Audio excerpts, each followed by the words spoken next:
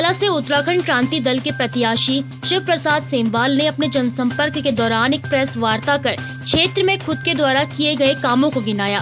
संवाद 365 से बातचीत करते हुए उन्होंने कहा कि पत्रकारिता से राजनीति में कदम रखने का उनका मकसद सिर्फ और सिर्फ जनसेवा करने का है। उन्होंने बीजेपी और कांग्रेस पर निशाना साधते हुए डोईवाला से अपनी जीत का भी दावा किया। नमस्कार, आप देखना शुरू कर चुके हैं संवाद 365। आपके साथ मैं रेणु प्रेती। उत्तराखंड में चुनावी माहौल बन चुका है। हर पार्टी के प्रत्याशी लगातार जनसंपर्क कर रहे हैं, प्रचार प्रसार कर रहे हैं। इसी कड़ी में मेरे साथ यहाँ पर मौजूद है उत्तराखंड क्रांति दल के डोईवाला से प्रत्याशी शिव प्रसाद सेमवाल जी। बहुत बहुत स्वागत है आपका संवाद 365। थैंक यू, धन्यवाद। शिव प्रसाद सेमवाल जी, सबसे पहले क्योंकि आप एक पत्रकार रहे हैं, काफी विवादों में भी रहे हैं, लेकिन अब राजनीतिक सफर शुरू करने जा रहे हैं। डोईवाला से प्रत्याशी आप उत्तराखंड क्रांति दल के हैं। सर, कैसी तैयारियां चल रही हैं? इस बीच आपकी जनसंपर्क लगातार आपका देखा जा रहा है। न सिर्फ जनसंपर्क बल्कि डोईवाला विधानसभा के पिछले एक वर्ष में सभी संघर्षों में कोई भी ऐसा संघर्ष नहीं रहा होगा जिस संघर्ष में हम लोग शामिल नहीं थे, और ऐसे तमाम मुकाम हमारे राजनीतिक करियर में आए जब हमने सफलता हासिल की। हम लोग संघर्षों की बदौलत प्रेशर बनाने में कामयाब रहे और जनता को काफ़ी राहत मिली। उत्तराखंड क्रांति दल काफी पुराना दल है। कांग्रेस और बीजेपी दोनों पार्टी के प्रत्याशी भी डोईवाला से हैं। ब्रिजभूषण गरोला जी बीजेपी से, कांग्रेस से गौरव चौधरी जी। डोईवाला सीट अभी तक पूर्व मुख्यमंत्री त्रिवेंद्र सिंह रावत के पास रही है, 3 बार के विधायक वो रहे हैं। कितनी चुनौती आपको लगती है उत्तराखंड क्रांति दल के प्रत्याशी के तौर पर? देखिए, आज की डेट में तो कोई चुनौती नहीं है, लेकिन एक साल पहले जब मैंने ज्वाइन किया था तब वहाँ जो त्रिवेंद्र सिंह रावत जी जिनका आप नाम ले रहे हैं, वो आज से 1-1.5 साल पहले जो है वहाँ के मुख्यमंत्री थे। तब हमने ये सीट चुन ली थी और तब उनका मुख्यमंत्री के रूप में 1.5 साल का कार्यकाल बचा था। तो अपने आप में एक चुनौती तो थी, लेकिन एक चुनौती थी तो एक अवसर भी था। उस अवसर को हमने कैच किया है और आज आप देखो, आज वहाँ उत्तराखंड क्रांति दल का परचम है। अच्छा, डोईवाला से अगर आप जीतते हैं तो विधायक बनेंगे। सर, क्या लगता है आपको अभी तक क्या कुछ काम जो होने चाहिए थे डोईवाला में वो किसी भी विधायक ने नहीं किए वहाँ पर? बिल्कुल नहीं किए।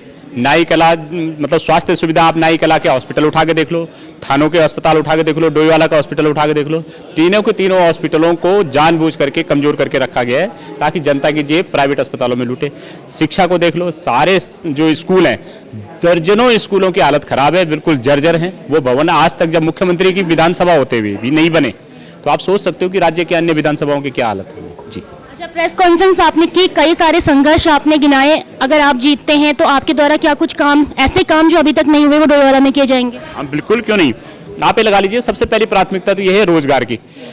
आप लाल तप्पड़ से उधर के लोगों के लिए फैक्ट्रियां हैं, सेलाकुई से उधर के लोगों के लिए फैक्ट्रियां हैं, लेकिन बीच में डोईवाला का एक स्पेस ऐसा है जिसमें नकरौंदा से लेके नथुआ वाला तक ले लीजिए, थानों वाला पूरी बेल्ट ले लीजिए, दूधली की पूरी बेल्ट ले लीजिए, कहीं भी एक मिनी इंडस्ट्रियल हब नहीं है जिससे लोग सुबह घर जाएं, काम से निकलें, काम से लौट के घर आए, 2 पैसे उनकी जेब में आए। कहीं भी ऐसा नहीं है।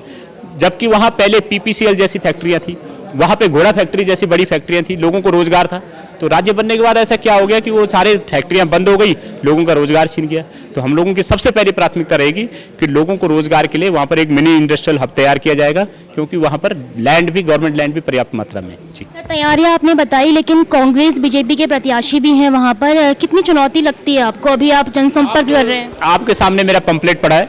पिछले 1 साल में हमने जितने संघर्ष किए हैं, जितने काम किए हैं, आप मिला के देख लीजिए। उन प्रत्याशियों के पिछले 20 साल के कार्यकाल में मैं दावे के साथ कह सकता हूं कि 20 साल में उनके इतने काम नहीं होंगे, इतने संघर्ष नहीं होंगे धरातल पे, जितना हमारे पिछले 1 साल में रहा है।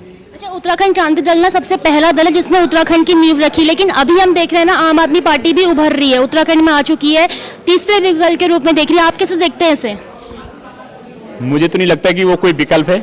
आप देख लीजिए, आने वाले समय में जो डोईवाला का केवल उदाहरण दूं, डोईवाला विधानसभा में जो उत्तराखंड क्रांति दल के जिलाध्यक्ष हैं, वो आम आदमी पार्टी के जो जिलाध्यक्ष हैं रिंकू राठौर जी, वो खुद उत्तराखंड क्रांति दल में आ गए।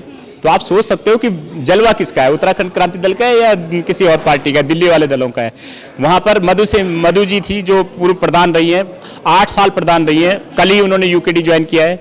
निशंक जी के जो बड़े भाई हैं बिलास चंद्र पोखरियाल जी, उन्होंने यूकेडी ज्वाइन किया है। भाजपा के मंडल महामंत्री, मंडल उपाध्यक्ष रहे वीरेंद्र सिंह थापा जी, उन्होंने यूकेडी ज्वाइन कर दिया है। निशंक जी के जो सांसद प्रतिनिधि रहे संजय बहुगुणा, उन्होंने यूकेडी ज्वाइन कर लिया।